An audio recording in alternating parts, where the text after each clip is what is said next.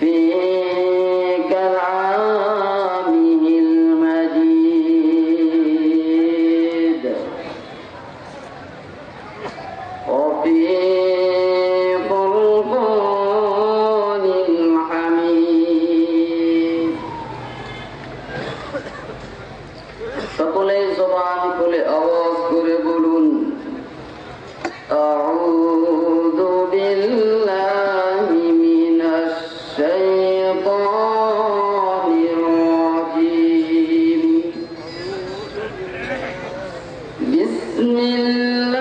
বিসমিল্লাহির রাহমানির রাহিম ওয়াল আসরি ইন্নাল ইনসানা লাফি খুসর ইল্লাল্লাযীনা আমানু ওয়া আমিলুস সালিহাতি ওয়া তাওয়াসাউ বিল হাক্কি ওয়া তাওয়াসাউ বিস সাবর وقال رسول الله صلى الله عليه وسلم يقول أهل الجنة ثلاثة مقسط موفق ورجل رحيم رفيق القلب لكل ذي قربى ومسلم وعفيف متعفف ذو عيال أو كما قال عليه الصلاة والسلام إن الله وملائكته يصلون على النبي يا أيها الذين آمنوا صلوا عليه وسلموا تسليما اللهم صل على محمد وعلى آل محمد كما صليت على إبراهيم وعلى آل إبراهيم إنك حميد مجيد اللهم بارك على محمد وعلى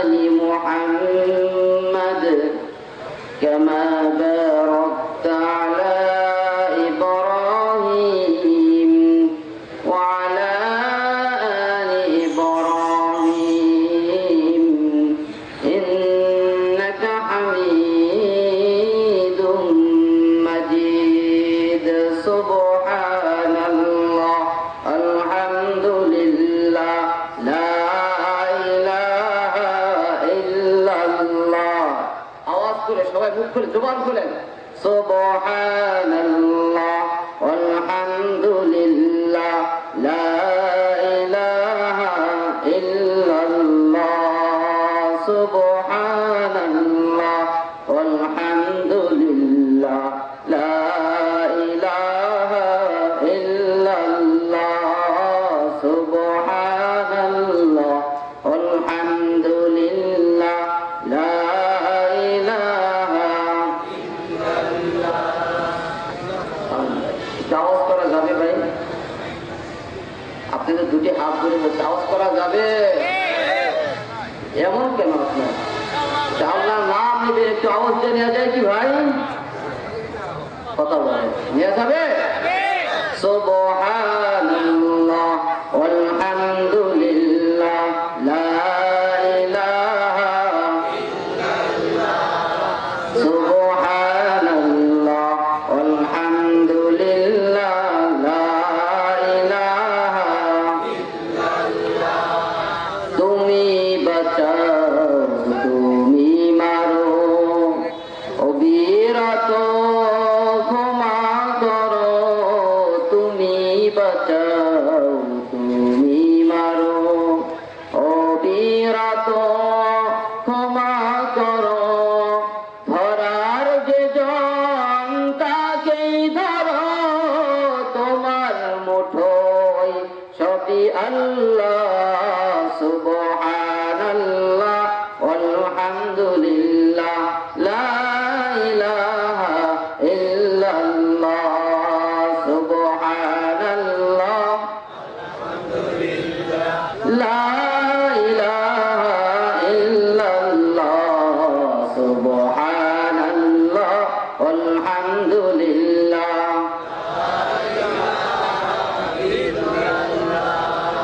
তোমার রিজিক খেয়ে খেয়ে অবাধ্য হই মরা কেমন করে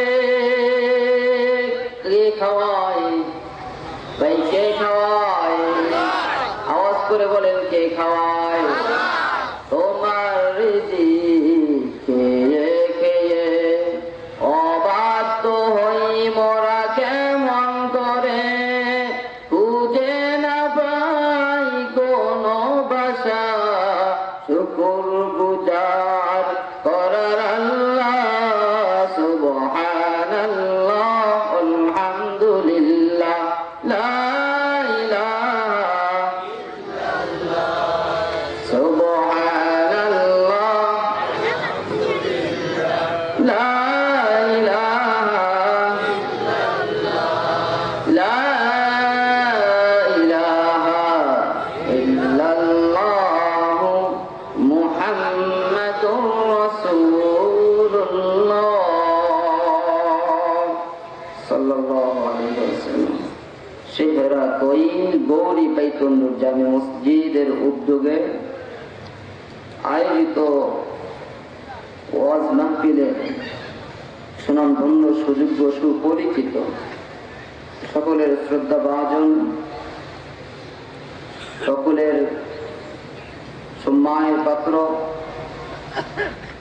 আজকের এই ওয়াজ মাহফিলের সম্মানিত সভাপতি যিনি শেখ মোহাম্মদ আলী আজম দেওয়ান সাহেব হলেন তিনি আলহামদুলিল্লাহ বলেন সহকারী অধ্যাপক টিঙ্গুরিয়া পাড়া ফাজিল বিএ মাদ্রাসা আরেকটু জোরে আলহামদুলিল্লাহ বলেন সুযোগ্য আলেমে দ্বীন উস্তাদুল মুকাররম আল্লাহ তাআলা কোরআনের মাহফিলের বরকতে জবরদস্ত কিয়ামতের ময়দানে আল্লাহ রাব্বুল আলামিন হযরতকে জান্নাতের অধিবাসী করে দেন সকলে বলে আমিন বরেণ্য উলামায়ে কেরাম জাতির শ্রেষ্ঠ সম্পদ জাতির রাহবার বিশেষ করে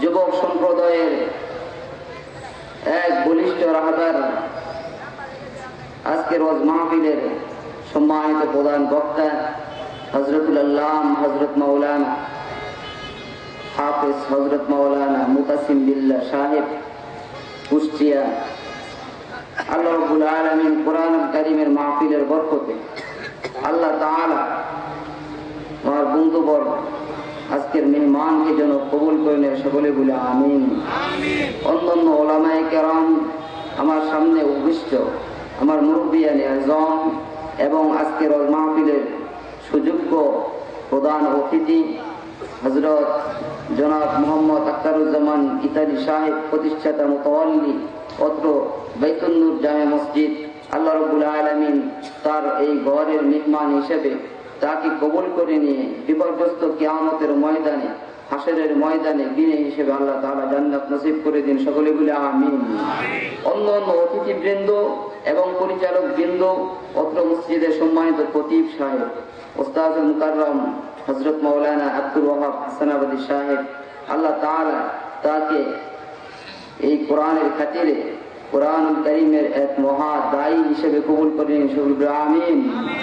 সম্মানিত ভাইয়েরা, বন্ধুরা আমার, আমরা দীর্ঘক্ষণ যাবৎ বিভিন্ন উলামায়ে কেরামের মুখ থেকে আমরা কোরআনুল কারীমের আলোচনা বিভিন্ন আঙ্গিকে বিভিন্ন সাবজেক্টে আমরা শুনে এসেছিলাম, আমরা শুনতেছিলাম, উলামায়ে কেরাম করতেছিল।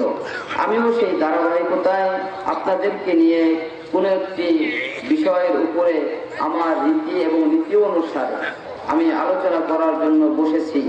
যদি আল্লাহ রাব্বুল আলামিন তৌফিক দেন, আপনারা যদি দোয়া করেন, একটু সহযোগিতা করেন, একটু আওয়াজ দিয়ে আমাকে একটু সহযোগিতা করলে, আল্লাহ তাআলা যদি তৌফিক দেন, তাহলে আমি আলোচনা করতে পারবো, নচেত পারবো না। কথা বলেন ভাই, সহযোগিতা করবেন? আমরা কোরআনুল কারীমের মাহফিলে বসেছি দুনিয়ার রীতি এবং নীতি অনুসারে। কোন রাজনৈতিক মঞ্চে, যাত্রার প্যান্ডেলে, গানের প্যান্ডেলে বসি নাই। কথা বলেন ঠিক না ব্যাঠি? তাহলে এখানে কোনো রাজনৈতিক কথা বলা যাবে? কোন বাপদাদার কীর্তন গাওয়া যাবে? কোন মানুষের বদনাম করা যাবে? কাউকে কষ্ট দেওয়া যাবে? এখানে কথা বলতে হবে কিসের কথা? কথা বলেন কিসের কথা? আল্লাহ তাআলার কথা, আল্লাহ রাসূলের কথা। এখানে কথা বলতে হবে কোরআন থেকে এবং হাদিস থেকে। আমরা কোরআন এবং হাদিসের কথা শোনার জন্য এসছি, বসছি, আমরা এই আয়োজন করছি, অন্য কোনো কিছু শোনার জন্য না। কথা বলেন ঠিক না ঠিক? তাহলে আমরা কথা বলবো কোথা থেকে? কোরআন থেকে। কিসের থেকে কথা বলবো আমরা? আমরা কোরআন এবং হাদিসের ভিত্তিতে, সকলের ঐক্যমতে, আপনাদের সকলের উপস্থিতিতে আল্লাহ রাব্বুল আলামিনের মহা গ্রন্থ আল কোরআন, বিশ্বনবী সাল্লাল্লাহু আলাইহি সাল্লামের হাদিস থেকে কথা বলবো। আমরা কাউকে কষ্ট দেওয়ার জন্য নয়, আমরা কোনো জাতি বা গোষ্ঠীকে কষ্ট দেওয়ার জন্য নয়। তবে হ্যাঁ, কোরআন এবং হাদিসের অনুসারে কেউ যদি, আমার বাপেও যদি সেটার ভিতরে পড়ে যায়, কিছু করার আছে? আফসোস আছে? যদি থাকে এখন বলেন ভাই আফসোস আছে, ওইটা বলবেন না, তাহলে আমরা বলবো না, তা না হলে নেমে যাবো, কোন সমস্যা হবে।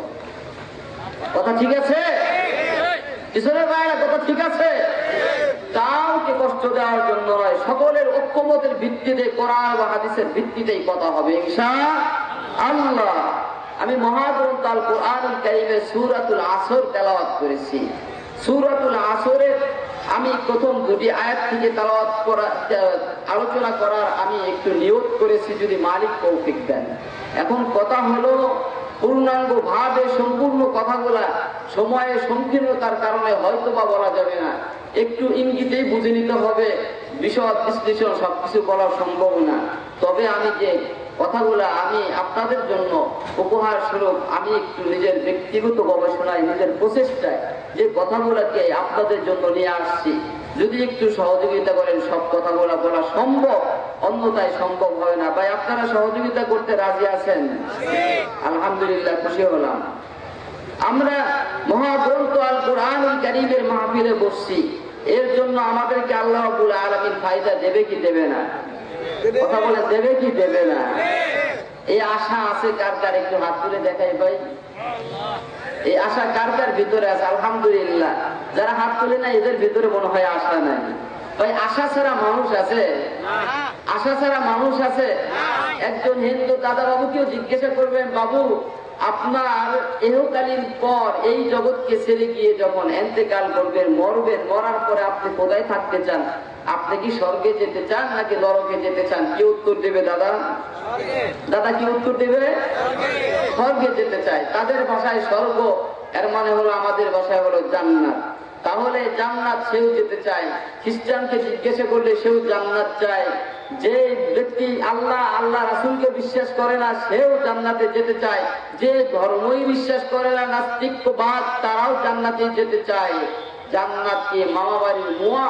যে মামির কাছে গিয়ে বললাম, মাম্মি একটু ক্ষুধা লেগেছে, একটু একটা মুয়া দেন, খেয়ে একটু পানি খাই, আমার ক্ষুধা একটু নিবারণ হবে। মাম্মি উঠে কোনো বল থেকে বা কৌটার থেকে একটা মুয়া বাইর করে দিল, বের করে দেওয়ার পর খেয়ে নিল, খেয়ে পানি খেয়ে নিলাম, ক্ষুধা নিবারণ হলো, এর নাম কি জান্নাত? কথা বলেন না কেন? এর নাম জান্নাত? এর নাম জান্নাত না। জান্নাত পেতে হলে ভাই এখানে বসছি, এখানে আসছি, এখানে কিছু আলোচনা করব, একটা যদি আমার যদি ডিউটি হয়, আপনারা মনে চাইলে হাজিরা দিবেন। বা একটা কর্মচারী, সে সারাদিন কর্ম করে, কাজ করে আপনার বাড়িতে, সে সারাদিন কাজ করে, কাজের বিনিময়ে বিকেল বেলা কিছু আপনার থেকে পারিশ্রমিক পায়। কথা বলেন না কেন? তাহলে পারিশ্রমিক পাওয়ার ভিতরে তার একটা জানা আছে, আমি মালিকের কাজ করে দিলে তাহলে আমাকে পারিশ্রমিক দিবে। কথা বলেন ঠিক না ঠিক? তাহলে জান্নাত পারিশ্রমিক ছাড়া, জান্নাত পরিশ্রম ছাড়া দেবে না। জান্নাত হলো পারিশ্রমিক স্বরূপ আল্লাহ রাব্বুল আলামিন বান্দাকে, এটা হলো গিফট। আলহামদুলিল্লাহ বলেন। এখন জান্নাত আমরা সবাই চাই, জান্নাতে কে যাবে ভাই? জান্নাত কি সবাই কি যাইতে পারবে? জান্নাতে কি আল্লাহ তাআলা সবাইকে ঢুকিয়ে দিবে? না না না, জান্নাত সবার জন্য না। জান্নাত হবে ওই সমস্ত ব্যক্তিবর্গ যারা আল্লাহ এবং আল্লাহর রাসূল সাল্লাল্লাহু আলাইহি ওয়াসাল্লামের জীবন আদর্শ মেনে ইহকালীন জগৎ ত্যাগ করিয়া তার জীবনটা আল্লাহ রাসূলের রঙে সাজাইয়া যে লোকটা এই জগৎটা পার করতে পারবে, ওই লোকটা আল্লাহ তাআলার জান্নাতে যেতে পারবে। সুবহানাল্লাহ বলেন। বন্ধুরা আমার, ভাইরা আমার, আল্লাহ রাব্বুল আলামিন বলে দুনিয়া মানুষ তোমরা সবাই জান্নাতে যেতে চাও, কিন্তু সবাই জান্নাতে যেতে পারবে না। আমি বলে দিলাম জান্নাতে সবাই যেতে চাইলেও তোমরা জান্নাতে যেতে পারবা না। তোমাদের ভিতরে কিছু মানুষ আছে, তারা হলো ক্ষতিগ্রস্ত মানুষ। আমি আল্লাহ তাআলা কোরআন কারীমের ভিতরে বলে দিলাম, ওয়াল আসরি ইন্নাল ইনসানা লাফি খুসরিন। আমি কসম খেলাম আসরের সময়, ও জগতের মানুষ, ইন্নাল ইনসানা লাফি খুসর, তারা হবে আমার জগতের মধ্যে, আমার কাছে যারা আসবে ওই সমস্ত ব্যক্তিবর্গ তোমাদের মধ্যে যারা আছে আমার কোরআন ও হাদিস মোতাবেক জীবন যাপন করবে না, তারা হলো ক্ষতিগ্রস্তের ভিতরে আছে। নাউযুবিল্লাহ বলেন। ইন্নাল ইনসানা লাফি খুসর, অবশ্যই মানুষেরা ক্ষতির ভিতরে আছে। অর্থাৎ আমাদের জীবনটা ধ্বংসাত্মক। একটা অবলীলার খেলা তার পাশে দাঁড়ায় আছে, এখান থেকে আমাকে বাঁচতে হবে, আমাকে এখান থেকে বাঁচিয়ে আল্লাহর জান্নাতে পা রাখতে হবে। একজন চাচা বলবেন বুঝতে আসতে বুঝেন নাই, সুবহানাল্লাহ বলেন। ভাইরা বন্ধুরা আমার, ক্ষতিগ্রস্ত লোকজন যারা হবে, অনেকগুলা কোটেশনের ভিতর থেকে আমি আপনাদের কাছে কয়েকটা কোটেশন আমি তুলে ধরবো। তার ভিত্তিতে কিছু কথা বলে আমি আপনাদের থেকে বিদায় নেব। বন্ধুরা আমার, ভাইরা আমার, আমরা দুনিয়ার জগতে আমাদের কর্মকাণ্ড যা করছি সবাই ভাবি সব কাজ ভালো হচ্ছে, কিন্তু আমার সব কাজ ভালো হচ্ছে না। কারণ হলো আমার সব কাজকর্ম ভালো যদি হয় আমাদেরকে আল্লাহ তাআলা জান্নাতে দিবে, কিন্তু আমার সব কর্মকাণ্ডের ভিতরে যদি আমি ভালো মনে করি, তাহলে বুঝতে হবে আমার কর্মকাণ্ডের ভিতরে কোরআন আছে কিনা, হাদিস আছে কিনা। কোরআন এবং হাদিস ছাড়া আমার কর্মকাণ্ড যা কিছু হবে, জগতের সব মানুষও যদি বলে ভালো হয়েছে, কিন্তু আল্লাহ তাআলার কাছে কর্মকাণ্ডগুলা ভালো হবে না। কথা বলে ঠিক না ঠিক? তাহলে আমরা জেনে নেই ক্ষতিগ্রস্ত আমরা কারা, কোন জাতি, কোন সমস্ত ভাইরা কারা কারা আমরা ক্ষতিগ্রস্ত লোকদের ভিতরে আছি। কোন কাজগুলা ক্ষতির কাজ, কোন কাজগুলা ভালোর কাজ, কোন কাজ করলে সফলতা অর্জন করা যাবে, কোন কাজ করলে আমরা ক্ষতিগ্রস্ত হয়ে যাব। আমরা একে একে ধাপে ধাপে এক একটা পয়েন্টে আমরা একটু আগাতে থাকি। ভাইরা বন্ধুরা আমার, প্রথমেই আমি আপনাদের কাছে বলতে চাই, যুগ জিজ্ঞাসা নিরিখে আলোচনা করা দরকার। আমাদের ভিতরে এই একটা মানব দেহ, এই মানব দেহের ভিতরে কোন মানুষের যদি পেট ব্যথা হয়, ডাক্তারের কাছে নিয়ে যায়, ডাক্তার তাকে চেক আপ করিয়া দেখে তার পেটে কি সমস্যা হয়েছে, আগে কি কারণে পেট ব্যথাটা হয়েছে, তার রোগটাকে আগে নির্ণয় করে, তারপরে প্রেসক্রিপশন করে, তারপরে ঔষধ লেখে। ঔষধ লেখলে ডাক্তার দোকানে গেলে ওষুধ দেয়, ওষুধটা যদি ঠিক মতো খাওয়া হয় পেট ব্যথা ভালো হয়।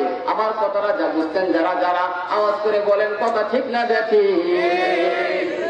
আর যদি ডাক্তার রোগ নির্ণয় করলো না, রোগ নির্ণয় না করিয়া ওষুধ যদি লেখে, আর সেই ওষুধ গুলা দোকানে গিয়া যদি ওষুধ আনে, আর আবুল তাবুল ওষুধ লেখা লেখি করিয়া সেই ওষুধ আনিয়া যদি রোগী যদি আবুল তাবুল খাওয়া শুরু করে, ওই রোগী ভবিষ্যতে বাঁচার সম্ভাবনা আছে কি?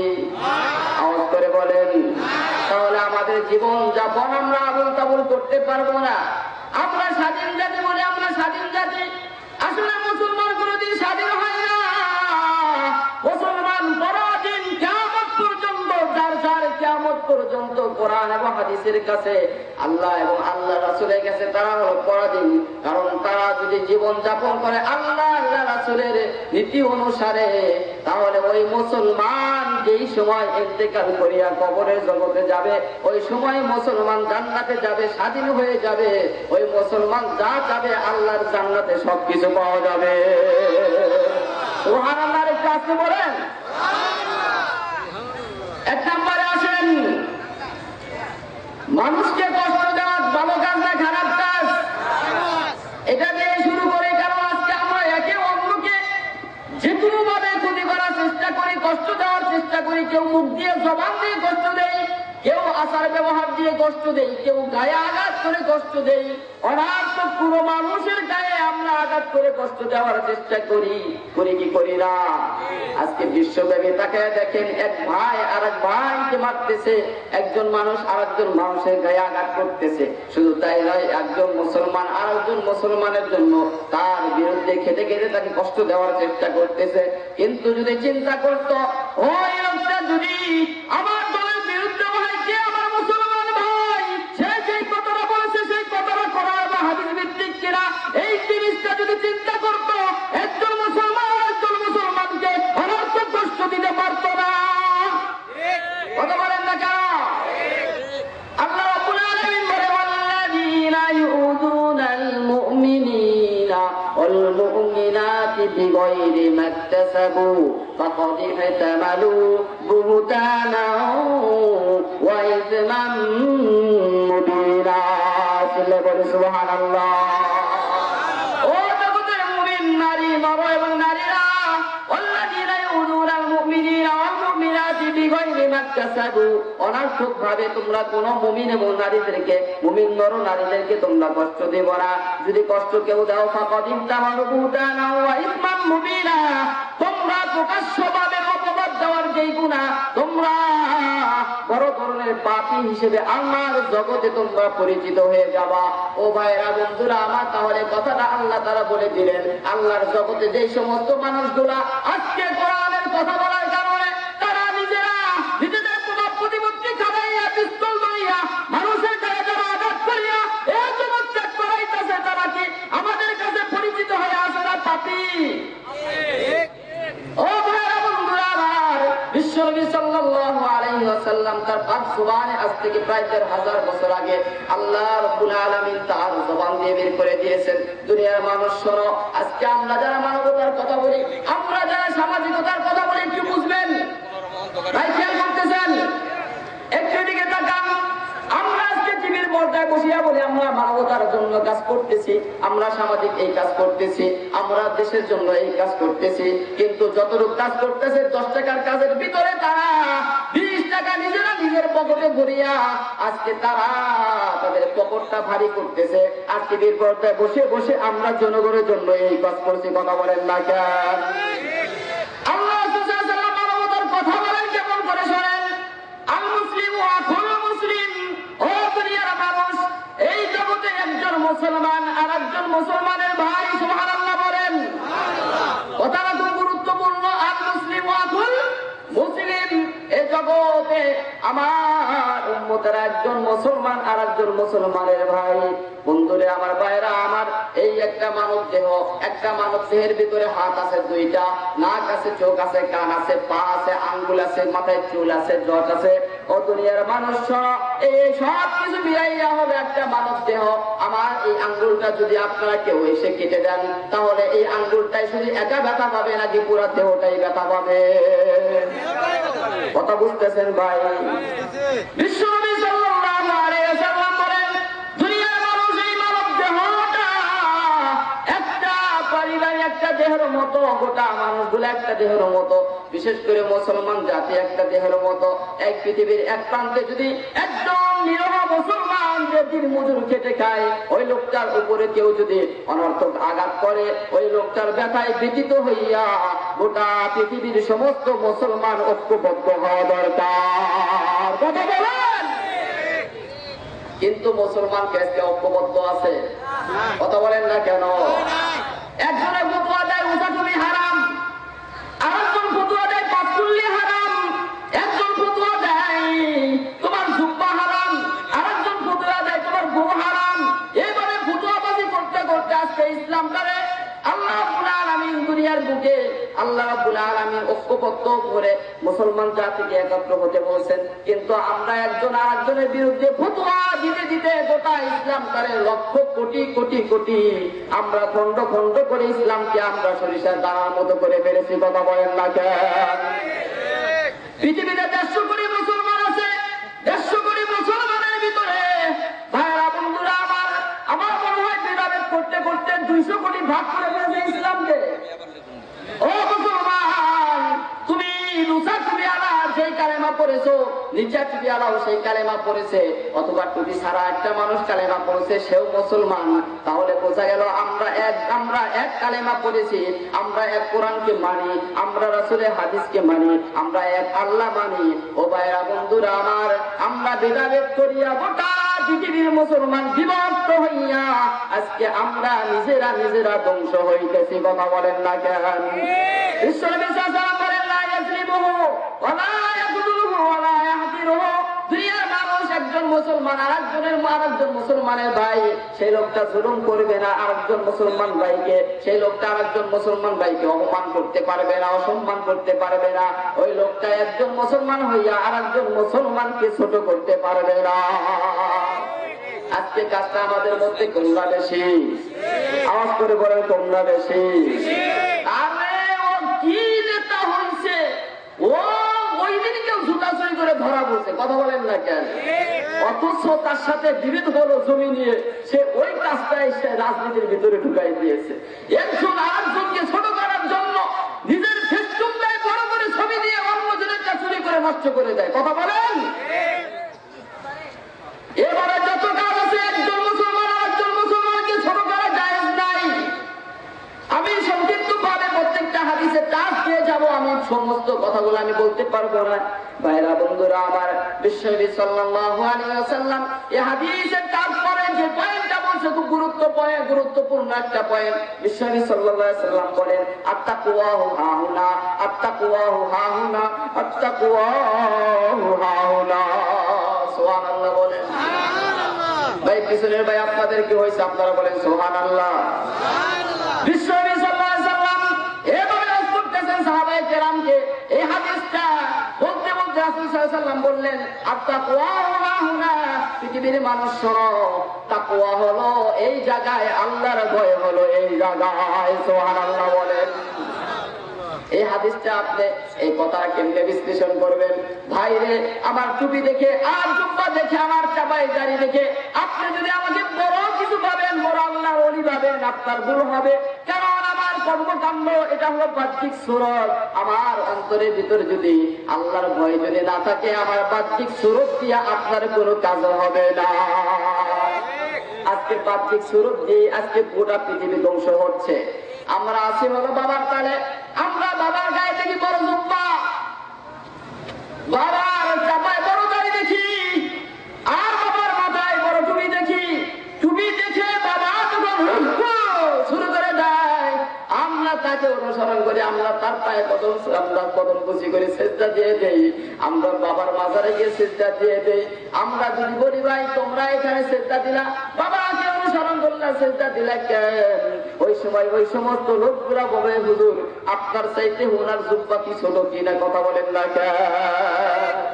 কিন্তু বাহ্যিক সুরত দিয়ে মুসলমান চেনা যাবে না। আপনাকে বাহ্যিক সুরতের দাম নাই, সুরতের দাম হলো ভিতরের সুরত। সুবহানাল্লাহ। ভাইরা বন্ধুরা আমার, একজন খ্রিস্টান মানুষ, যাতে হলো খ্রিস্টান, সেই লোকটা মাথায় পাগড়ি দিয়েছে, জুব্বা পরেছে, চাপায় দাড়ি দিয়েছে, কোরআন হাদিস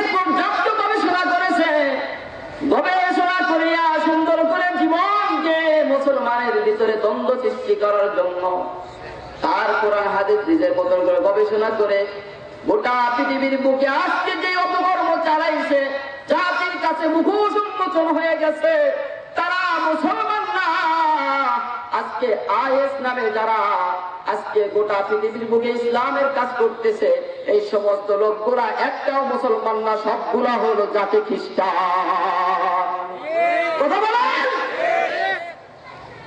এই জন্য আমি উদাহরণ দিতে গিয়ে বলি, আল্লাহ রাব্বুল আলামিন বলে ওয়ামিনান নাসি মান ইয়াকুলু আমান্না বিল্লাহি ওয়া বিল ইয়াউমিল আখির ওয়া মা হুম বিমুমিনিন।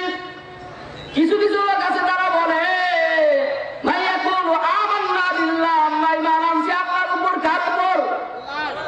ওয়া বিল ইয়াউমিল আখির, এবং আমরা আখিরাতের উপর ঈমান আনছি। ওয়ামিনান নাসি মান ইয়াকুলু আমান্না বিল্লাহি ওয়া বিল ইয়াউমিল আখির, আল্লাহ বলেন ওয়া মা হুম বিমুমিনিন, অথচ তারা মুসলমান না, অথচ তারা মুমিন না। ভাইরা বন্ধুরা, আমার একটা সন্তান স্কুলে গিয়েছে, বাড়িতে আসার পরে মা বলছে বাবা তোমারে গোসল করায় দেই। তোমাকে গোসল করিয়া খাবার খাওয়াইয়া সুন্দর পোশাক পরাইয়া দিলাম, মাথায় তেল দিয়ে চুলগুলো তোমাকে সিটিপাটি করে দিলাম। বাবা সাবধান, বিকাল বেলায় খেলতে যাওয়া ঠিক, কিন্তু ওই যে বাড়ির নামায় কাদা আছে, কাদায় কিন্তু নামবা না। ছেলে বলছে আম্মু ঠিক আছে, আম্মু ঠিক আছে। কিন্তু বিকাল বেলায় যখন খেলতে গিয়েছে, খেলতে যাওয়ার পর ছেলের মাথায় লেগে গিয়েছে, কাদার মধ্যে একটু একটু পানি জমে আছে, পানিগুলা কেমন দূর নড়াচড়া করে, সেখানে পানির নিচে ছোট ছোট মাছের পোনার মতো দেখা যায়, খুব কিলুবিলু করতেছে। ছেলের মাথা নষ্ট হয়ে গিয়েছে, ছেলে ঝাঁপ দিয়ে সেখানে নামছে, নামিয়া সেই পোনাগুলা সুন্দর করে ধরিয়া সে একটা পাতা করে বা একটা বলেট করে, একটা হয়তো পলিথিনের করে ওই পোনাগুলো ধরে নিয়ে আসছে। আর নিজের অবস্থা, মা যে কথা বলেছিল কাদা দিবা না, এই পোশাক নষ্ট করবা না, মাথায় কাদা দিবা না, শরীরে ময়লা লাগাবা না। ছেলে মাছ মারতে গিয়া খুশি হয়েছে, আমি অনেকগুলা পোনা মরে নিয়ে আসলাম। সে পোনাগুলা নিয়ে আসে, বাড়িতে গিয়া মাকে বলতেছে আম্মু, আম্মু তাকায় দেখে অবস্থা টাইট হয়ে গেছে।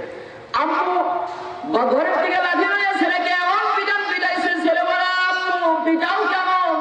বলছে তোরে বলছিলাম কাদায় নামবি না, তোর পোশাক নষ্ট করবি না, গায়ে কোনো ময়লা লাগবি না, তোর অবস্থা দেখি এখন তুই কাদা লাগাস নাই, তুই নিজেই তো কাদা হয়ে গেছস।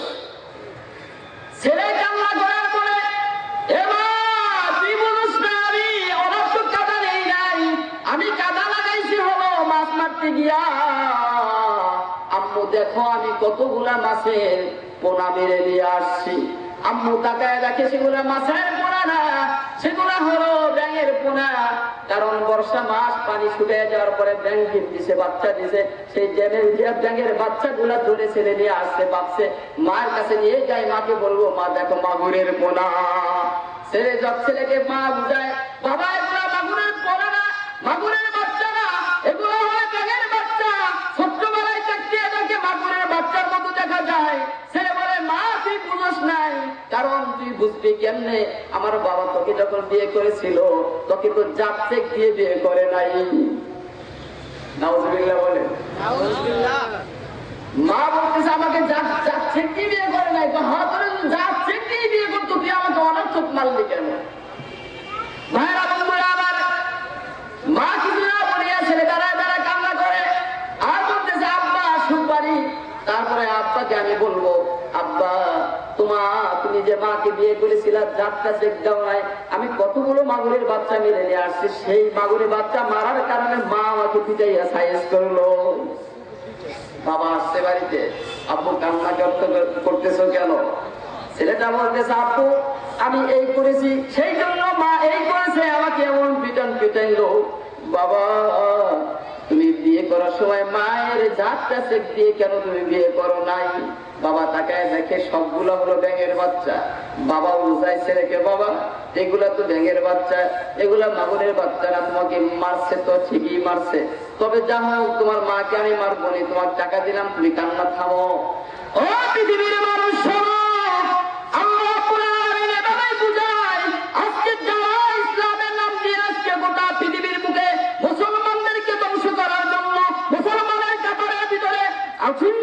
সৃষ্টি করার জন্য আজকে মুসলিম রাষ্ট্রগুলোর ভিতরে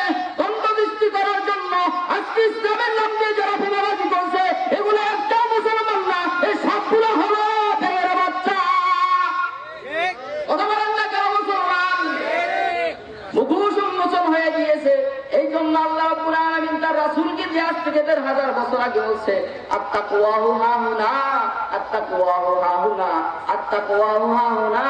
তাকওয়া আল্লাহর পরহেজগারি, আল্লাহ ভীতিটা হলো মানুষের কলবের ভিতরে। সুবহানাল্লাহ বলে। বন্ধুরা আমার একটু সামনে আগাই, কারণ আমাদের সময় খুব সংক্ষিপ্ত। বলা পারে বাইরা বন্ধুরা আমার, হাদিসের মধ্যে বিশ্বনবী সাল্লাল্লাহু আলাইহি ওয়াসাল্লাম তাকওয়া ওয়া হানা তার আঙ্গুলি দিয়ে তার সিনার দিকে 3 বার ইশারা করেছেন। ওয়াইশিরু ইলা সাদরিহি, তার সিনার দিকে 3 বার ইশারা করেছেন। সালাত মারওয়াতিন বিহাসবি বিল মিনাল শাররি আইয়াহদিয়া কওমুল মুসলিম, কুল্লু মুসলিমি আলা মুসলিমি হারামুন দামুহু ওয়া মালুহু ওয়া ইরদুহু। পৃথিবীর মানুষ শোনো, তোমারা আজকে যারা তাকওয়া পরহেজগারি অবলম্বন করো না, আজকে আল্লাহকে যারা ভয় পাও না, তোমরা শুনে যাও, কোন জাতি ধ্বংস হওয়ার জন্য এতটুকু যথেষ্ট। একজন মুসলমান হইয়া অন্য মুসলমানকে কোন কারণবশত নিজের স্বার্থের জন্য তাকে মানুষের কাছে এই অপরাধী হিসেবে তুমি বিবেচিত করার চেষ্টা করবা। যে জাতি এই চেষ্টা করবে, ওই জাতি আল্লাহর জগৎ থেকে ধ্বংস হয়ে যাবে। আরে চুপ করে বসে থাকি, কথা বলেন। আপনারা কথা বুঝতেছেন না নাকি? আজকে ওলামায়ে কেরামকে জঙ্গি বলা হচ্ছে কি হচ্ছে না? কথা কম, কথা কম। ওলামায়ে কেরাম জঙ্গিবাদী করছে, রাস্তায় দাঁড়ায় পিস্তল মেরে কারো কাছ থেকে ছিনতাই করে টাকা দিছে। এই কথা বলেন, টাকা নিয়েছে, ঘুষ খাইছে, সুদ খাইছে। আজকে আমাদেরকে দোষী সাব্যস্ত করার জন্য বিভিন্ন পায়তারা শুরু হয়েছে। আরে বাবা বন্ধুরা আমার, একটা কথা বলে রাখবেন, যদি হাদিস আর কোরআন যদি সত্য হয়, এই কাজ যতদিন বন্ধ না হবে ওই জাতি ধ্বংস হবে। কারণ হলো ওলামায়ে কেরামের উপরে অপবাদ দেওয়া ছোটখাটো গুনাহ না, এই জাতিকে ধ্বংস করার জন্য এতটুকুই যথেষ্ট। তাহলে বাবা বন্ধুরা আমার, বিশ্বনবী সাল্লাল্লাহু আলাইহি ওয়াসাল্লাম বলেন, একজন মুসলমান আর একজন মুসলমানের উপরে 3টা হক রয়ে গিয়েছে। আল্লাহ তাআলা 3টা জিনিসকে হারাম করে দিয়েছে। 1 নম্বর হলো দামুহু, তার রক্ত।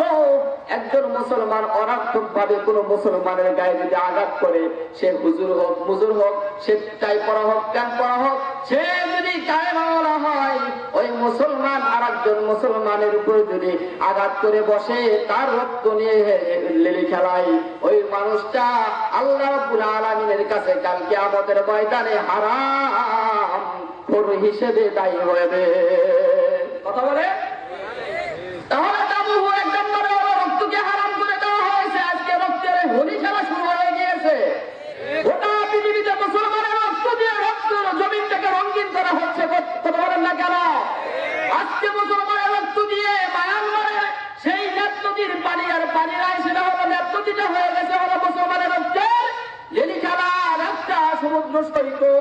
ভাইয়ের বন্ধুরা আজকে তাকায় দেখবেন মায়ানমারের দিকে, আরাকানের দিকে, কাশ্মীরের দিকে, আজকে ফিলিস্তিন, আফগানিস্তান, লেবানন, কাশ্মীর, এদিকে তাকায় দেখেন শুধু মুসলমানের রক্ত আর রক্ত। কথা বলেন না কেন? মুসলমান আল্লাহ রাব্বুল আলামিন সব কিছু রেকর্ড করে রাখছে, তোমরাও একদিন ধরা খাবা। কথা বলেন না কেন? সেই দিন বিচার হবে কি হবে না? কথা বলেন, বিচার হবে কি হবে না? হবে। এক চোর চুরি করছে একটা পেয়ারা। কি চুরি করছে? আরেকজনে চুরি করছে একটা তরমুজ। চেনেন তো? কারা কারা চেনেন না একটু হাত তোলেন দেখি।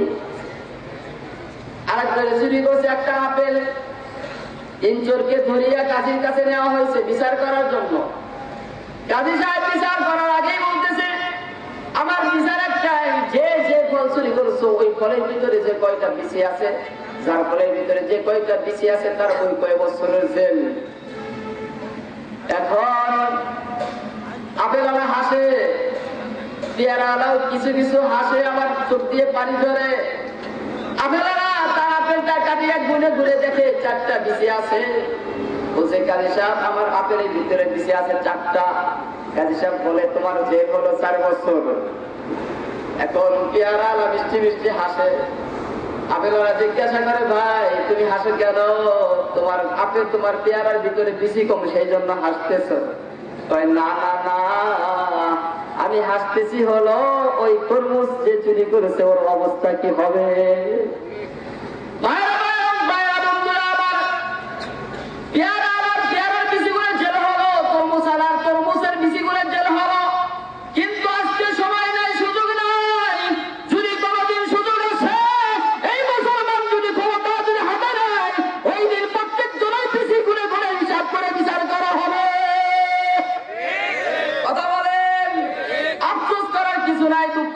না, মনে কষ্ট নিবেন না, একটু অপেক্ষায় থাকেন, সময় আসতেছে। আজকে ক্ষমতার প্রভাব দেখায় আজকে বাইতুল মুকাদ্দাসকে, আজকে জেরুজালেম, সেই বাইতুল মুকাদ্দাস ফিলিস্তিনের রাজধানীকে আজকে আমাদের ক্ষমতা আমাদের উপরে প্রভাব খাটাইয়া তারা অনার্থক ভাবে ঘোষণা দিয়ে দিল, খ্রিস্টানদের সেই জায়গাটা করে দিল। আজকে মুসলমান যদি কথা বলে, ডোনাল্ড ট্রাম্প ঘোষণা করেছে আজকে আমার রায়ের বিরুদ্ধে যে সমস্ত রাষ্ট্রগুলো কথা বলবে, ওই সমস্ত রাষ্ট্রের দিকে আমার নজর থাকবে। ডোনাল্ড ট্রাম্প এবং তার উত্তরসূরি আবু জাহেল, উত্তরসূরি তোমরা যারা আছো, একটা কথা মনে রাখবা, এই মুসলমান জাতি, এই জাতির উপরে 1 মাস না খেয়ে থাকা হলো ফরজ করে দেওয়া হয়েছে। তোমাদের রক্ত সহযোগিতার জন্য মুসলমানের ঈমান যাদের ভিতরে আছে, যাদের জন্ম হয়েছে মুসলমানের রক্তের রক্ত দিয়া, ওই সমস্ত মুসলমান তোমাদের রক্ত সহযোগিতা চায় না। কথা বলেন ভাই, ওদিকে যাইতে যাচ্ছি না।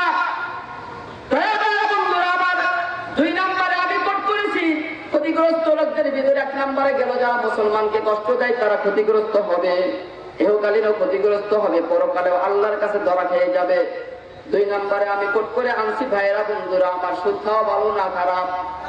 আওয়াজ করে বল, জোরে বল। যারা যারা বলতেছেন না তাদের মুখের দিকে তাকান, তারা মনে হয় সুদ খায়। সুদ খাওয়া ভালো না খারাপ? ভাইয়েরা বন্ধুরা আমার, সুদ খাইতে মজা লাগে না? সুদ খাইতে এমন মজা লাগে, সুপুর কয় আমি কচু খাইতে যত ভালোবাসি, খুব সুদখোর সে সুদ খাইতে তত ভালোবাসে। আরে ভাইরা বন্ধুরা আমার, আজকে আল্লাহ দিলেন হলো সদকা। ও ভাই বন্ধুরা, ভাইরা আমার শোনেন, আল্লাহ রাব্বুল আলামিন এক বান্দা মুসিবতে পড়লে, একজন মুসলমান যদি মুসিবতে পড়ে তাকে আমরা সদকায়ে জারিয়া দিয়ে আমরা তাকে সহযোগিতা করব, কর্জে হাসানা দিয়ে সহযোগিতা করব। এটা হলো মুসলমানের চরিত্র। সেই মুসলমান আজকে আল্লাহর বিধানকে বাদ দিয়ে আজকে সুদের পায়তারা শুরু করে দিয়েছে। আর মসজিদে ইমাম সাহেব যদি বলে সুদ খাওয়া যাবে না, সুদখোরকে ধরো আর এই বিচার করো, তখন হুজুরকে আগে ধরো। কতক্ষণ? আর তাদেরকে নাম দেয় হুজুর, তোমরাই তো দেশটা খাইলা, তোমরাই তো দেশের খারাপের সবকিছুর মূল। কথা বলেন? কিন্তু আসলে হুজুররাই কি দেশটা খাইলো? হুজুররা কি কাউকে চাকরি দিয়ে 50,000 টাকা ঘুষ খাইছে? হুজুররা রাস্তায় দাঁড়াইয়া চিন্তাই করছে? কথা কয় না, কথা কয় না। আপনাকে মসজিদের ইমাম সাহেব কোন দিন রাস্তায় তারা চিন্তাই করছে? ইনি করছে? তাহলে হুজুরাই দেশটা খাইলো কেমনে? দেশটা কে খাইছে আমি একটু বের করে দেই। কথা বলেন, বের করে দেব। আজি দেশের দুর্গতি আর যত দুর্নীতি, চোরের দলে আনিছে চাকিয়া রে ভাই, চোরের দলে আনিছে চাকিয়া। কথা বলেন? মন্ত্রী থেকে শুরু করে পুলিশের দলে ঘুষের আমল জারি করছে আজব কৌশলে। একটি বিড়ির বদলে হাতে সব কিছু মেলে, ওরা হলো দুর্নীতির ঠিকানা রে, ওরা হলো দুর্নীতির ঠিকানা। কথা বলেন না কেন? আজ দেশের দুর্গতি আর যত দুর্নীতি, চোরের দলে আনিছে ডাকিয়া রে, চোরের দলে আনিছে ডাকিয়া। আমি কি অঠিক বললাম? কথা বলেন, নাম কি ঠিক বললাম? আজকে একটা বিড়ির জন্য রাস্তায় আপনাকে ট্রাফিক হিসেবে দাঁড় করায় দেওয়া হয়েছে। আপনি হলো জনগণের সেবা দেওয়ার জন্য, রাস্তায় যেন যানজট না বাড়ে সেই জন্য ট্রাফিক হিসেবে আপনাকে দায়িত্ব দেওয়া হলো। আমি ভাই সচককে দেখে বলছি, আমি কাউটা শুনে শুনে ওয়াজ করি না, কাউটা আমি কারোর কাছ থেকে শিখে ওয়াজ করি না। আমার লেখাপড়ার উপরে ভিত্তি করে যতটুকু গবেষণা করে যতটুকু বুঝি ততটুকু পড়ি। তাহলে ভাইরা বন্ধুরা আমার নিজ চোখে দেখছি একটা ট্রাফিক দাঁড়ায় আছে, গাড়ি যাচ্ছে, সিঙ্গেল পকেট থেকে বের করে, মামা আসসালামু আলাইকুম, মামা আসসালামু আলাইকুম। ভাইরা বন্ধুরা আমার, আমি বাসের পাশ, আমি ড্রাইভারের কাছে বসা, ড্রাইভার সাহেব অনলি 2টা টাকা বের করলো, বের করে হেল্পারের হাতে তুলে দিল। হেল্পার সাহেব আসসালামু আলাইকুম এবার দিয়ে গেল। আমি বললাম ভাই কয়টা টাকা দিয়েছো? বলছে হুজুর অরিজিনাল 2 টাকার একটা নোট দিয়েছি। আমি বললাম ভাই বন্ধু শোনেন, এই 2টা টাকার জন্য একটা গাড়িকে 10 মিনিট থামায় দিল, তার পিছনে প্রায় শত শত গাড়ি আছে, আর শত শত গাড়ির ভিতরে শত শত যাত্রী আছে। তাহলে 2টা টাকার জন্য এই দেশের শত শত মানুষের কত ঘন্টা সময় নষ্ট করেছে। দুর্নীতি কারা করেছে ভাই? কথা বলে। এই জন্যই কবি সুন্দর করে বলছে, চোরের দলে আমি সে ডাকি আরে, চোরের দলে আমি সে ডাকিয়া। মামা খালু এমপি মন্ত্রী যদি হয় আমার, কথা বুঝেন তো? মামা খালু এমপি মন্ত্রী যদি হয় আমার, হাজার খুনের খুনি আমি সাক্ষ্য কার পাবার। আমার পরিবার করে যদি কেউ সাহস করে, চাকরি যাবে জনমের লাগিয়া রে, চাকরি যাবে জনমের লাগিয়া। ভাইয়া বন্ধুরা আমার কিছুটা বললাম, তাহলে সুদ আর ঘুষ এগুলা ভালো কাজ না খারাপ কাজ? এগুলোর সাথে যারা জড়িত থাকবে তারা কি ধ্বংস হবে কি হবে না? আল্লাহ তাই বলেছেন সুদ আর ঘুষ এগুলাও তোমাদের ধ্বংসের একটা কারণ। যারা এগুলার সাথে জড়িত থাকবা তারাও ধ্বংস হয়ে যাবা। বিশ্বনবী সাল্লাল্লাহু আলাইহি ওয়াসাল্লাম হাদিসের মধ্যে বলেন, লাআনা রাসূলুল্লাহ সাল্লাল্লাহু আলাইহি ওয়াসাল্লাম আকালা রিবা ওয়া মুকিল ওয়া কাতিবা ওয়া শাহিদাইহি ওয়া ক্বালা হুম সাওয়া। দুনিয়ার মানুষ শোনো, তোমরা যারা সুদ নাও, সুদ খাও, এবং সুদ নেওয়ার সময় একজন মানুষকে সাক্ষী দেওয়া লাগে। একজন মানুষের কাছ থেকে 10,000 টাকা নেবেন, আপনি সুদের উপরে ওই লোকটা একজন মানুষকে সাক্ষী রাখে বা 2জন মানুষকে সাক্ষী রাখে। বিশ্বনবী সাল্লাল্লাহু আলাইহি ওয়াসাল্লাম বলেন, সুদ যে নিল আর সুদ যে দিল আর ওই সময় যারা সাক্ষী দিল, গুনার দিক দিয়ে এই 3 শ্রেণীর মানুষ একই সমান। নাউজুবিল্লাহ বলে। সুদ খান কারা কারা হাত তুলে দেখি। কারণ আমি ওয়াজ করলে আপনাদের কোনো সমস্যা নাই, আমারও সমস্যা নাই। কারণ হলো আমি আপনাদের চাকরিও করি না, আপনারাও আমার চাকরি করেন না। মসজিদে যদি ইমামতি করতাম তাহলে আপনি বলতেন হুজুর কাল থেকে জোহরের নামাজ পড়াবো না, আসর পড়ছো, জোহর পড়ছো, আসর আর পড়াইতে পারবো না, কারণ তুমি সুদের বিভাগ ক্রস করছো। আমি কি তাই করি? তা করতেছি না। আমি এখন আছি, একটু বলে নাই। ভাইরা বন্ধুরা আমার শুনেন, আমি আপনাদের খারাপ বলতেছি না। কেউ যদি ওনার সাথে গোপনে জড়িত থাকেন ছেড়ে দেন, আল্লাহ তাআলা বরকত দিবে। সুবহানাল্লাহ বলেন। আপনার জীবন কল্যাণময় হয়ে যাবে। আপনি ক্ষতির ঘর থেকে আপনি বাঁচতে পারবেন। ক্ষতিগ্রস্ত লোকদের কাতারে আপনার নামটা থাকবে না, আপনার নামটা আসবে হলো সফল কাম লোকদের কাতারে। ভাইরা বন্ধুরা আমার, অতি দ্রুত আমি সামনের দিকে আগাতে চেষ্টা করতেছি। বন্ধুরা ভাইরা আমার, আল্লাহ রাব্বুল আলামিন বলে, ইয়াহকুল্লাহু রিবা ওয়া ইয়াহদিস সাদাকাত। তোমরা সুদ দিবা, তোমাদের অর্থের বরকত কমায় দেওয়া হবে, এগুলা খাটো করে দেওয়া হবে। ওয়া ইয়াহদিস সাদাকাত, আর সাদকা দিবা, যত বেশি তোমার সম্পদের ভিতরে বরকত হবে তত বেশি। সুবহানাল্লাহ বলেন। আমরা সাদকা দেই না, এখন সুদ দেই। কথা বলেন।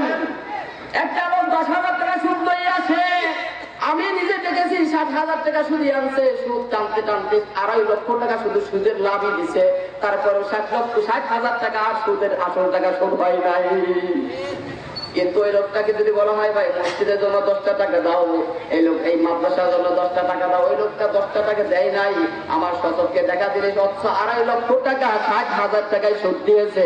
বন্ধুরা ভাইরা আমার, এই সুদ আজকে জমিনের ভিতরে আল্লাহর গজব নামার জন্য একমাত্র কারণ হয়ে দাঁড়াইছে। বন্ধুরা ভাইরা আমার, আমি প্রত্যেকটা পয়েন্ট একটু টাচ দিয়ে যাচ্ছি। এরপর আসে হলো ঘুষ। ঘুষটা এরকম জিনিস, খারাপ জিনিস। আল্লাহ রাব্বুল আলামিন মানুষের সম্পদ আরেকজন মানুষের কাছে আমানত হিসেবে দিয়ে গেছেন। ওয়ালা তাকুলু আমওয়ালাকুম বাইনাকুম বিল বাতিল ওয়া তুদলু বিহা ইলাল হুক্কাম লিতাকুলু ফারিকাম মিন আমওয়ালিন নাস। সুবহানাল্লাহ। আল্লাহ রাব্বুল আলামিন বলেন, ও দুনিয়ার মানুষ, মানুষের সম্পদকে অন্যায়ভাবে তোমরা গ্রাস করবা না। আর তোমাদের চাকরি বাকরির জন্য, বিচার ব্যবস্থার জন্য, কোনো মানুষের সম্পদকে তুমি অন্যায়ভাবে গ্রহণ করার জন্য, কারো জমিকে তুমি তোমার প্রভাব দিয়া, ক্ষমতা দিয়া তুমি তোমার আয়ত্তের ভিতরে আনার জন্য তোমার টাকার পয়সা দিয়ে তুমি কোনো কাজীকে টাকা দিবা, বিচারককে টাকা দিয়ে তোমার ওই অন্যায়ভাবে কারো সম্পদকে বক্ষণ করো না। নাউজুবিল্লাহ বলেন। আল্লাহ বললেন কারো সম্পদ খাওয়া হারাম। আজকে বিচার ব্যবস্থার থেকে সুদ আর ঘুষ চলে কি চলে না? কথা বলেন ভাই। বিচারক যারা, সমাজের মাতব্বর যারা, ইউনিয়নের চেয়ারম্যান যারা, এমপি মন্ত্রী যারা, আজকে এরাই হলো জাতির নীতি নির্ধারক। সবাই খারাপ না, অনেক মানুষ ভালো আছে। যে একজন খারাপ মানুষের জন্য এই সমস্ত মানুষের বদনাম হচ্ছে। কথা বলেন না কেন? বিশ্বনবী সাল্লাল্লাহু আলাইহি সাল্লাম বলেন, আনা রাসূলুল্লাহ সাল্লাল্লাহু আলাইহি সাল্লাম আর-রাশি ওয়াল মুরতাশি। ও দুনিয়ার মানুষ শোনো, যে লোকটা ঘুষ দিল আর যে ঘুষ খাইলো, আমি রাসূল তাদের উপরে আল্লাহ তাআলার কাছে আমি ফরিয়াদ জানালাম, আল্লাহ তাআলা তাদের উপরে যেন অভিশাপ নাযিল করে। নাউজুবিল্লাহ বলেন। আল্লাহ রাসূলের দোয়া কি ফেরত যাবে? মুসলমান কথা বলে ফেরত যাবে। আজকে মাওলানা হাসানীর দোয়া ফেরত যাইতে পারে, আজকে আমাদের সভাপতি সাহেবের দোয়া ফেরত যাইতে পারে, মাওলানা আব্দুল ওয়াহাব হাসানাবাদীর দোয়া ফেরত যাইতে পারে, মাওলানা মুতাসিম বিল্লাহ দোয়া ফেরত যাইতে পারে, আজকে রাজারবাগ, কুতুববাগ, শাহবাগ, অমুকবাগ, তমুকবাগ তাদের দোয়া ফেরত যাইতে পারে, কিন্তু মুশরিক কারো সম্ভব না। বিশ্বনবী সাল্লাল্লাহু আলাইহি ওয়াসাল্লামের দোয়া ফেরত যাবে না। অতএব যে সমস্ত লোকগুলো আজকে ঘুষ দিয়া চাকরি নিচ্ছে, ঘুষ দিয়া আজকে মানুষের সম্পদকে তারা নিজেদের করে নিচ্ছে, আজকে যারা ঘুষ খাচ্ছে এরা সবাই আল্লাহর রাসূলের অভিশাপের উপরে পড়ে গেছে। কথা বলে এটা কোনো সন্দেহ নাই, বিপদ আছে তাদের। আজ নয় কাল। ভাইরা বন্ধুরা আমার, এটা আমি এখানে রেখে দিলাম, আর সামনে আগানো যাবে না। মাত্র 10 মিনিট সময় আছে। 10 মিনিট আমি সব পয়েন্ট বলতে পারবো কিনা? আসল পয়েন্ট একটু ঢুকে পড়ি, তাই না? ভাইরা বন্ধুরা আমার, আমাদের বাংলাদেশে বর্তমানে কত কোটি লোক আছে? 16 কোটি লোক আছে। কত কোটি লোক আছে? 16 কোটির উপরে। এখানে হিন্দু আছে না নাই? জোরে বলেন। মুসলমান আছে না নাই? ইহুদি আছে না নাই? কথা কয় না কেন? খ্রিস্টান আছে না নাই? চাকরিজীবী আছে না নাই? ধনী মানুষ আছে না নাই? গরিব মানুষ আছে, রিক্সাওয়ালাও আছে, কামলাও আছে, সচিবও আছে, জুতা চোরও আছে, কদু চোরও আছে, ছাগল চোরও আছে, এখানে হুজুরও আছে, শায়েখও আছে, ওলামায়ে কেরামও আছে, আল্লাহর ওলিও আছে। কিন্তু ভাই এই সব কিছু মিলে হলো বাংলাদেশ। এই দেশের 16 কোটি জনতার ভিতরে সবকিছু আছে। এই 16 কোটি জনতার অর্থ সম্পদ তাদের জীবন ধারণের জন্য, তাদের জীবন নির্বাহ করার জন্য, তাদেরকে শাসন করার জন্য, তাদের জীবনের বাহ্যিক বৈশিষ্ট্যগুলা, তাদের অভাব অনটনকে দূর করার জন্য আমাদের সম্পদের ট্যাক্স, আমাদের রাষ্ট্রের টাকা, রাষ্ট্রীয় টাকা তাদের কাছে আমানত রাখা হয়েছে। এই আমানতের কি অবস্থা, সেই দিকে একটু খেয়াল করে আমরা সামনে একটু আগাতে চাই। ভাই একটু খেয়াল করে আগাবো কিনা? আল্লাহ রাব্বুল আলামিন বলেন, ইয়া আইয়ুহাল্লাযীনা আমানু লা তাখুনুল্লাহ ওয়া রাসূলা তাখুনু আমানাতিকুম। দুনিয়ার মানুষেরা, আমি তোমাদের কাছে আমি জানাইতে চাই, শোনো ও ইমানদার ব্যক্তি বর্গ, ইয়া আইয়ুহাল্লাযীনা আমানু, এই বান্দারা তোমরা লা তাখুনুল্লাহ ওয়ার রাসূলা তাখুনু আমানাতিকুম, তোমরা আল্লাহ এবং আল্লাহর রাসূলের আমানতকে খেয়ানত করবা না। সুবহানাল্লাহ বলেন। আল্লাহ কি আমাদেরকে 10,000 টাকা হাওলাত দিয়ে গেছে? ভাই একটু কথা বলেন, কথা বলেন। আল্লাহ কি আমাদের 10,000 টাকা হাওলাত দিছে? রাসূল আমাদের 20,000 টাকা কর্জে হাসানা দিছে? দেয় নাই। কিন্তু তাহলে আমানত আমাদের কাছেও রাখে নাই। তাহলে আল্লাহ এবং আল্লাহ রাসূলের আমানত খেয়ানত করতে না করলেন কারণটা কি ভাই একটু জানতে চাই, জানাবো একটু?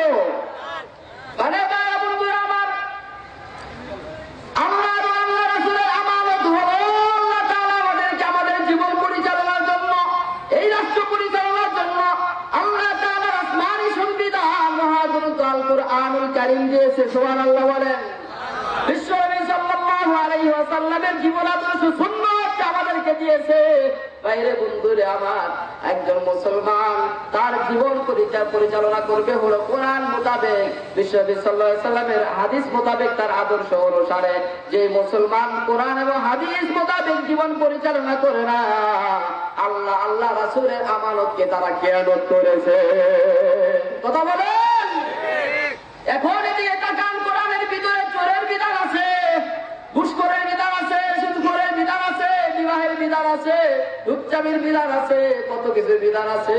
এই সবগুলা বিধান যদি আমরা ফলো করতে যাই, আমরা এই সবগুলা বিধান যদি আলোচনা করতে যাই, তাহলে দেখা যাবে এই সমস্ত রোগের রোগী কারা কারা আছে সবাই ফুটে উঠবে। কথা বলেন না কেন?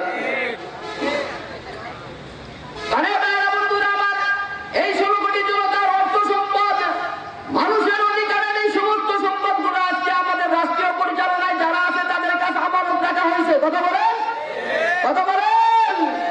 কারো বাপদাদার সম্পদ কারোর কাছে আমানত রাখা হয় নাই। ওরা আমাদের সম্পদ, রিক্সাওয়ালার সম্পদ আছে, গাড়িওয়ালার সম্পদ আছে, হুজুরের সম্পদ আছে, হুজুরের সম্পদ আছে, সবার সম্পদ রাষ্ট্রীয় কারাগারে আছে। এই সমস্ত সম্পদ দিয়ে রাস্তা হবে, ব্রিজ হবে, কালপাট হবে, জনগণের জন্য কল্যাণময় কাজ হবে। আজকে একটা ব্রিজ করার জন্য যদি 2 টন চেয়ার বাজেট হয়, সেই চেয়ারটা ওই ব্রিজ পর্যন্ত আস্তে আস্তে দেখা যায় 10 কেজি থাকে। কথা বলেন না কেন? কি কথা ঠিক তো? আমানত খেয়ালত হচ্ছে, হচ্ছে কিনা? এরা আমানত ঠিক মতো আসতেছে না। এরা পদ্মা সেতু খাইতে পারে, এগুলা যমুনা সেতু সহকারে খাইতে খেয়ে বেড়ায়। এরা আমাদের খেয়ালত করতেছে যারা, তাদেরকে রাষ্ট্রীয় কোষাগারে দায়িত্ব দেওয়া হারাম। বন্ধুরা আমার,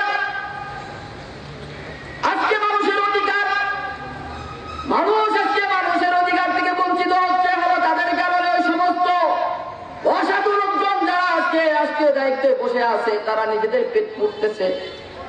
চাকরি নেওয়ার সময় বাড়িতে হলো ছাত্রা, দিনের ছাত্রা, সে ছাত্রা অবস্থায় চাকরি নিয়া, ঘুষ দিয়া চাকরি নিয়া 6 মাস পরে দেখা যায় টাঙ্গাইল শহরের ভিতরে আছে হলো 5 তলা বিল্ডিং, আসলে আছে 6 তলা বিল্ডিং, অমুক জায়গায় আছে 20 তলা বিল্ডিং। যদি জিজ্ঞাসা করা হয়, চাচা আপনার ছেলে এতগুলো সম্পদ কি দিয়ে করলো? বললো যে আমার ছেলে তো চাকরি করে বড় সচিব। আপনার ছেলে কত টাকা বেতন পায়? 30,000 টাকা। 30,000 টাকা বেতন দিয়ে একজন সচিব মানুষ ঢাকায় বাসা ভাড়া থাকে, সে খায় কি, তার ছেলেকে পড়ায় কি, আবার সেই টাকার থেকে সে কিভাবে চলে, আবার ওই টাকা দিয়ে এতগুলা সম্পদ 6 মাসের ভিতরে কেমনে করলো? বললো যে উপরি কামাই আছে। কথা বলেন, কি কামাই আছে? উপরি নাকি? সচিব তার গেটের কাছে দাঁড়া আছে, একজন মহামান্য, একজন সিকিউরিটি গার্ড, ওনাকে বলে দেওয়া আছে কেউ যদি আসে আগে তোমার সাথে বসাবা, তারপরে আমার পকে। এভাবে তারা কার্যক্রম পরিচালনা করতে করতে প্রত্যেক দিনের তাদের পার্টির একটা টার্গেট থাকে, আজকে 10 লাখ, আজকে 20 লাখ। এভাবে 6 মাস যদি কামায়, বাড়ি একটা কেন 10টা করা কারো পক্ষে অসম্ভব নয়। এভাবে যে সমস্ত বাড়িঘর হচ্ছে আজকে, ওই সমস্ত বাড়িঘর সবগুলো আল্লাহ তাআলার দরবারে হারাম মাল হিসেবে তারা আল্লাহ তাআলার দরবারে উপস্থিত হবে। কোনো সাক্ষী দেওয়া লাগবে না। এই সাক্ষীগুলা দেবো হলো তোমার অফিসের কলম, তোমার অফিসের খাতা, তোমার অফিসের সিকিউরিটি গার্ড, তোমার মাথার উপরে যে ফ্যান করেছিল, তোমার অফিসের ভিতরে যেই এসি লাগাইছিল, সেই এসি তোমার বিরুদ্ধে সাক্ষী দিবে। এই টেবিল সাক্ষী দিবে। তাও কি আমাদের ময়দানে তোমাকে চোর হিসেবে দাঁড় করানো হবে? কারণ তোমাকে সম্পদ রক্ষণ করার জন্য দেওয়া হয় নাই, সম্পদ জায়গা মতো ফিট করার জন্য দেওয়া হয়েছে। সেই সম্পদ গুলা জায়গা মতো ফিট না করিয়া আজকে আমরা সেই সম্পদ গুলা আমাদের নিজের পকেটে ভরতেছি। এই সম্পদ গুলা আমারও না। আসরের ময়দানে যখন বিচার শুরু হয়ে যাবে, বান্দার হকের কথা যখন আলোচনা শুরু করা হবে, এই সমস্ত লোক গুলাকে ডাকা হবে, ও তুমি আসো, তোমার কাছে এই দায়িত্ব দেওয়া হয়েছিল, ইউনিয়নের দায়িত্ব দেওয়া হয়েছিল, তোমার কাছে এই পৌরসভার দায়িত্ব দেওয়া হয়েছিল, তোমার কাছে রাষ্ট্রের দায়িত্ব দেওয়া হয়েছিল, তোমাকে দায়িত্ব দেওয়া হয়েছিল অর্থ মন্ত্রণালয়ের। এই সমস্ত দায়িত্বগুলো কিভাবে তুমি পালন করছো? এই দায়িত্ব যখন পালন করতে গেছো, তোমার দ্বারা অসাধু কাজ কাম হয়েছে কিনা, তখন সবকিছু ভিডিও ফুটেজ যখন ভেসে উঠবে, ওই লোকটা হতভম্ব হবে, আল্লাহ তাআলার কাছে কেঁদে কেঁদে বলবে, আল্লাহ আমাকে মাফ করে দাও, আমাকে মাফ করে দাও। যে যতই দোয়া করো রব্বানা যালামনা, আল্লাহ কয় তোর কথা আমি শুনলাম না। কারণ হলো আমার হতভাগা দরিদ্র বান্দাদের হক মারিয়া তোকে 20 তলা বিল্ডিং করতে বলছেন কে? আজকে 20 তলা বিল্ডিং করে তোর ছেলের জন্য মেয়ের জন্য রেখে আসছে, আজকে তুই সেই বিল্ডিং এর জন্য ধরা খালি কেন? কথা বলেন। বান্দাকে বলবে তুমি যাও, তুমি আপনি আসো, বলবো কার কাছে মাপ চাবো?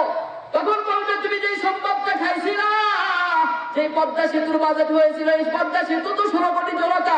তুমি যেই চেয়ার মেরে খেয়েছিল, একটা চেয়ারের দাম যত টাকা, এই এত টাকার ভিতরে তোমার 16 কোটি জনতা বাগা ছিল।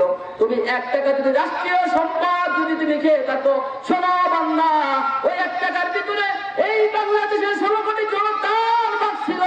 তোমাকে এখন মাপ চাইতে হবে এই বাংলাদেশের 16 কোটি জনতার কাছে। তখন বান্দা মাপ চাওয়ার জন্য দৌড়াবে। 16 কোটি জনতার কাছে মাপ চাইতে হবে। যে লোকটা হিন্দু তার কাছে মাপ চাওয়ার লাগবো কি লাগবো না? যে লোকটা চারাল তার কাছে মাপ চাইতে হবে। যে লোকটা হুজুর তার কাছে মাপ চাইতে হবে। এবারে ঘুরতে ঘুরতে 16 কোটি জনতার কাছে তাকে যেতে হবে।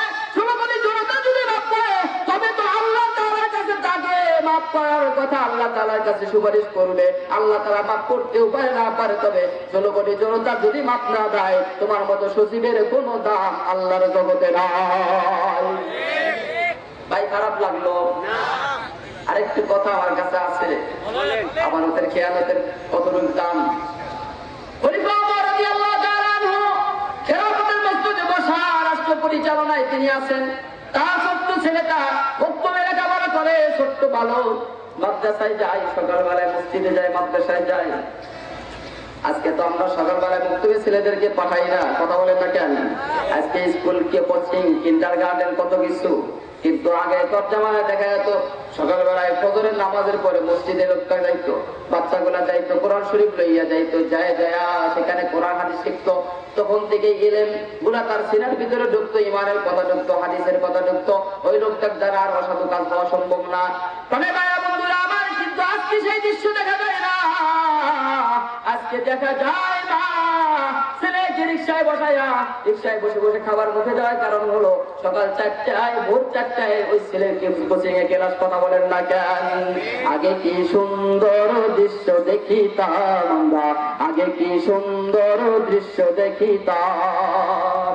গ্রামের ছেলে মেয়ে আমরা কায়দা নিয়ে, গ্রামের ছেলে মেয়ে আমরা কায়দা নিয়ে সকালে নাস্তা খেয়ে মক্তবে যেতাম, আমরা সকালে নাস্তা খেয়ে মসজিদে যেতাম।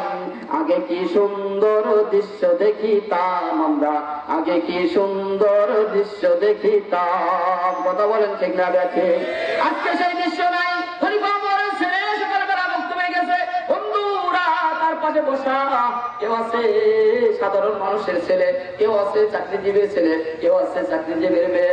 এভাবে তারা বন্ধুরা একসাথে ক্লাসে বসছে। সব ছেলে পেলে তাকায় তাকায় দেখে খলিফা ওমরের ছেলে, ছোট্ট ছেলেটা, সে বক্তব্যে আসছে। তার গায়ে যে কাপড়টা আছে, যে জুব্বাটা আছে, এই জুব্বাটা ছিঁড়তে ছিঁড়তে ছিঁড়তে তার জুব্বাটার ভিতরে 14টা তালি লেগে গেছে। বন্ধুরা আমার, জুব্বার তালি দেখিয়া অন্য ছেলে মেয়েগুলা হাসি রহস্য করতেছে। তখন বুঝতে পারছে আমার জুব্বা ছেঁড়া, আমার জুব্বার ভিতরে এতগুলা তালি দেওয়া, এই জন্য ওরা হাসতেছে। ও ক্লাস থেকে বের হইয়া বাড়িতে চলে গিয়ে বলে, মা, ও মা, কাল থেকে আমি আর বক্তব্যে যাবো না। কে বাবা, কি হয়েছে তোমার? বলছে, বাবা, মা শোনো, আমার জুব্বা ছিঁড়তে ছিঁড়তে 14টা তালি তুমি আমাকে সেলাই করে দিয়ে দিছো। ও মা, অমুকের বাবা তো এত বড় চাকরিজীবী না, অমুকের বাবা তো রাষ্ট্রপতি না, অমুকের বাবা তো রিক্সা চালায়, অমুকের বাবা তো খেজুরের বাগানে কাজ করে। ও বাবা, ও মা, তাদের তো কোনো বাবার এত সম্পদ নাই, কিন্তু তাদের গায়ে কত সুন্দর পোশাক। কিন্তু আমি খলিফা ওমর, এই অর্ধ পৃথিবীর শাসনকর্তা রাষ্ট্রপতি, আমি খলিফা ওমরের ছেলে হইয়া আমার গায়ে 14টা তালি ওরা জুব্বা দিয়ে তুমি কোন বিবেকে আমাকে মসজিদে পাঠাইতে চাও? মা বলো তো, জুব্বা দিবা কিনা, তারপর আমি বক্তব্যে যাবো। মা বলছে, বাবা শোনো, তোমাকে জুব্বা দেওয়া হবে। তোমার বাবা আসুন, তোমার বাবাকে বলে আমি তোমাকে জুব্বা দিয়ে দিব। কান্না বন্ধু, তরকালকে তুমি মুক্তি হয়ে যাওয়া। খলিফা ওমর যখন বাড়িতে আসছে, ভাইরা বন্ধুরা আমার, আমি দীর্ঘ টাইম আমি আপনাদের সময় নষ্ট করতে যাচ্ছি না, আমি কি আমানতের খেয়ালের বিষয়টা বোঝাইতে যাচ্ছি। খলিফা ওমর এসে যখন বাড়িতে পড়ছে, স্ত্রী ডেকে বলে, ও আমার স্বামী খলিফা আমিরুল মুমিনিন, আপনি শুনুন, আপনার ছেলে আজকে এই ঘটনা করেছে। আপনার ছেলে আর কালকে থেকে মাদ্রাসায় যাবে না, মক্তবে যাবে না। কেন যাবে না বলো? তোমাকে কে মেরেছে? তুমি কান্না করতেছে কেন? বলতেছে, ও বাবা, তুমি বাবাকে, তুমি রাষ্ট্রপতি, কিন্তু অমুকের বাবা কিন্তু রাষ্ট্রপতি না। ওদের গায়ে যদি নতুন জুব্বা থাকে, ভালো পোশাক থাকে, আমি রাষ্ট্রপতির হইয়া তোমার কাছে জানতে চাই, আমি কেন সেরা জুব্বা গায়ে দিয়ে মুক্তবে যাবো? ওমর বলতেছে, বাবা শোনো, তোমার বাবা রাষ্ট্রপতি, এই জন্যই তো সমস্যাটা হয়েছে। কারণ তোমার বাবা যদি একটা কাজ করতো, অর্থ সম্পাদন করতে পারতো, রাষ্ট্রপতি হওয়ার কারণে আমি কোনো কাজ করতে পারি না। জনগণের কল্যাণে দৌড়াইতে হয়, রাতের আধারে দৌড়াইতে হয়, কে খাইলো কে না খাইলো খোঁজ খবর দিতে হয়, তার কোনো অসুবিধা হয়েছে তার খোঁজ খবর দিতে হয়। আমি অন্তর্দিকে আমি ইনকাম করতে পারি না। আমাকে যে টাকা রাষ্ট্রীয় পাতা থেকে আমাকে বেতন দেওয়া হয়, ওই টাকা দিয়ে আমার ফ্যামিলি বাবা চলে না। এই জন্য তোমাকে আমি নতুন কাপড় দিতে পারি না বাবা। তুমি কালকে মুক্তবে যাবা, ওদেরকে বলবা, ও ভাই তোমাদের বাবা চাকরি করে, কামাই করে, এই জন্য নতুন কাপড় হয়, ভালো পোশাক হয়। আমার বাবা তো রাষ্ট্রপতি, কামাই করতে পারে না, ইনকাম করতে পারে না, এই জন্য আমার নতুন জুব্বা হয় না। আমিরুল মুমিনিনকে তার স্ত্রী বলতেছে, আমিরুল মুমিনিন, তাহলে আপনি একটু দয়া করিয়া আপনি একটু বাইতুল মালে গিয়া আপনি এই মাসের যে বেতনটা পাবেন, ওই বেতনটা অগ্রিম বেতন নিয়ে আসেন। আমিরুল মুমিনিন খলিফা ওমর গিয়া বলতেছে, ও বাইতুল মালের দায়িত্বে কি আছে অর্থ সচিব, আমাকে আমার বেতনটা অগ্রিম দেওয়া যাবে কি? আর কয়েকটা দিন বাকি আছে, আমার বেতনটা ওখান থেকে কেটে দিব। আমিরুল মুমিনিন একজন রাষ্ট্রপতি, অর্থমন্ত্রীকে বলছে, একটু টাকা আমার অগ্রিম বেতনটা দাও। অর্থমন্ত্রী বলছে, ও আমিরুল মুমিনিন, আপনি অগ্রিম বেতন নিবেন, এটাতে আমার কোনো সমস্যা নাই, তবে আমি আপনার কাছে জানতে চাই, আজকে বেতনটা আপনি নিয়ে যাবেন, কালকে বাঁচবেন, আপনার এই সিকিউরিটি আপনি কি দিতে পারবেন? কারণ হলো, তুমি যদি আমার কাছ থেকে বেতন নিয়ে যাও পুরো মাসের, তুমি কালকে মারা গেলে যেই কয়দিন বাকি থাকবে, এই কয়দিনের বেতনটা তোমার জন্য হারাম হয়ে যাবে। ও আমিরুল মুমিনিন, আমি তোমার কাছে আগে জানতে চাই, তুমি কালকে বাঁচবা কিনা? যদি এইটা সিকিউরিটি দিতে পারো, তাহলে তুমি আমার কাছ থেকে তুমি এই টাকা অগ্রিম বেতন দিতে পারো। আমিরুল মুমিনিন বলছে, অর্থমন্ত্রী শোন, আমি তোর কাছে মাপ চাই, আমার অর্থ লাগতো না, সম্পদ লাগবো না, আমার ছেলে মুক্তবে যায় যাক, না যায় না যাক, আমার অর্থ আমার বেতনটা অগ্রিম নিয়ে আমি তোকে ঋণ করতে চাই না, আমি ঋণ হতে পারি না। কাল হাসরের ময়দানে যদি আমি অর্থ, আমি যদি টাকা, যদি অগ্রিম বেতন নিয়ে আমি যদি এই অবস্থায় মারা যাই, ও অর্থমন্ত্রী, কালকে হাসরের ময়দানে আমরা তার কাছে জবাবদিহি করতে হবে। ও মোর, তুমি অগ্রিম বেতন নিয়ে তুমি ডিউটি না করে বেতনটা খাইছিলাম, এই কয়েকদিনের টাকা তোমার হারাম হয়ে গিয়েছে। ও মোর, তুমি এই কাজ করেছো, ভুল করেছো, তখন আল্লাহর দরবারে আমি জবাব দিতে পারবো না, আমি তোমার কাছ থেকে আমার অগ্রিম বেতন দেব না। আসলে স্ত্রীর কাছে বললো, আমি আনতে পারবো না, কারণ হলো আমার আমার জীবনের কোনো গ্যারান্টি নাই, আমি বাঁচবো কি বাঁচবো না, এই জন্য আমাকে অর্থমন্ত্রী টাকাও দিল না। ও ভাই, যেই রাষ্ট্রের ভিতরে কোরআন আছে, হাদিস আছে, ওই রাষ্ট্রের ভিতরে শান্তি আছে, কথা বলেন না কেন? কারণ হলো, যে কোরআন দিয়ে রাষ্ট্র পরিচালনা করছে, অর্থমন্ত্রী রাষ্ট্রপতিকে ফিরাই দিতে এতে কোনো সন্দেহ হয় নাই, ভয় হয় নাই। কারণ হলো, উনি জানে রাষ্ট্রপতি তাতে কোনো সমস্যা নাই, হক কথাটা রাষ্ট্রপতির কাছে যদি বলি আমার কোনো সমস্যা হবে না। আজকে আমাদের পাতি নেতা এলাকাটা যারা আছে, তাদেরকে যদি আপনি বলেন এই কাজটা অন্যায় করছেন, সব দিয়ে কাট, এই কাট ওই সাইডে নিয়ে যাবে, কথা বলেন। আমিরুল মুমিনিন স্ত্রীকে কথা বলতেছে, আমি একজন মারি নাই।